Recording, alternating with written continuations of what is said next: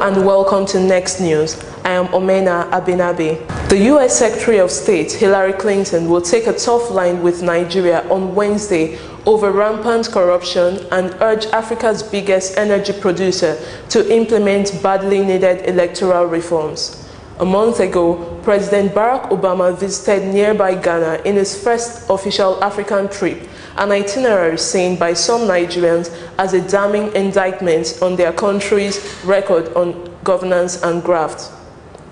Mismanagement and graft have imperiled Nigeria's development, deterred investment, undermined democracy, and deepened conflicts such as the insurgency in the Niger Delta and sectarian violence in the north.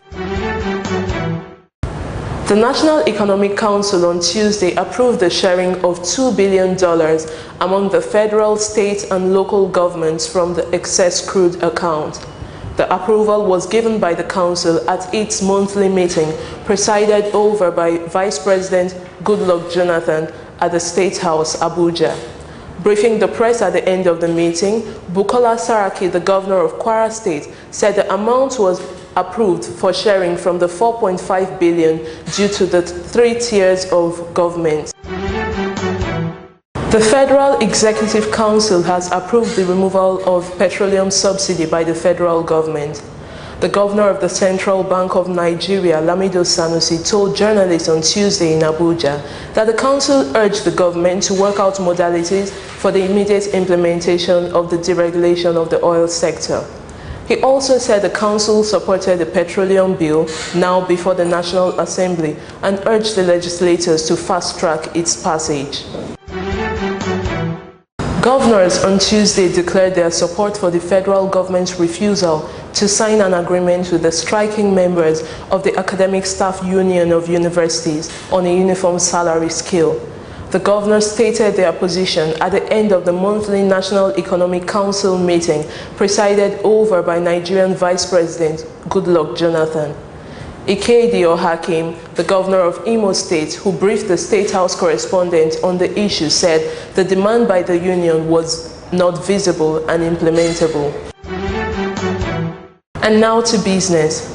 The Chief Executive Officer of Servicom, Christiana Famro, on Tuesday in Abuja rated Nigerians low in public service delivery. Ms. Famro, who spoke at the inauguration of the Legal Aid Council Servicom unit, noted that most of the 200 ministerial units assessed were deficient. She said Nigerians need to change their negative attitude towards service delivery.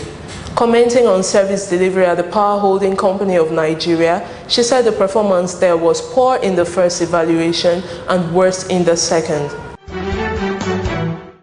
The Lagos State government on Tuesday said the new hotel occupancy and restaurant consumption law will secure the economic future of the state.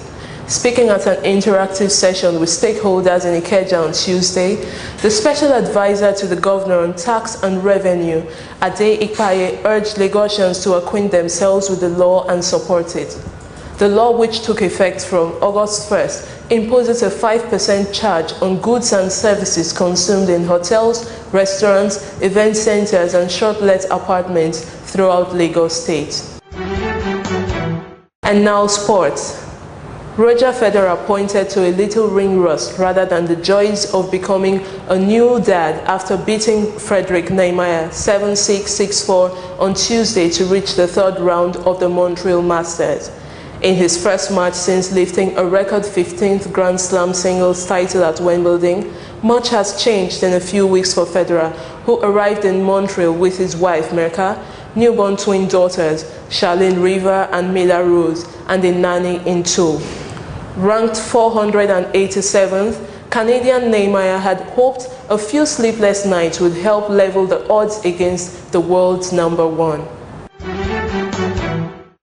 Brazil's Kaká got lost walking around Tallinn Tuesday ahead of their friendly against Estonia and needed a police escort back to the team's hotel, Brazilian media reported.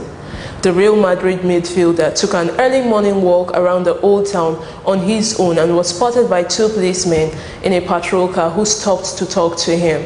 On learning Kaká had actually lost his way to the hotel, the officers took him back. Thank you for watching Next News. For details on these and more reports, please log on to our website on 234next.com. That is 234next.com. Have a beautiful day.